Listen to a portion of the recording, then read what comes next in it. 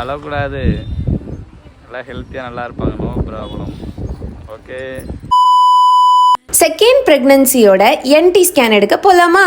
கோடி கண்களோ போதாது அழகான முகம் பார்க்க, வரம் வாங்கி வைக்கவே கை போதாதே,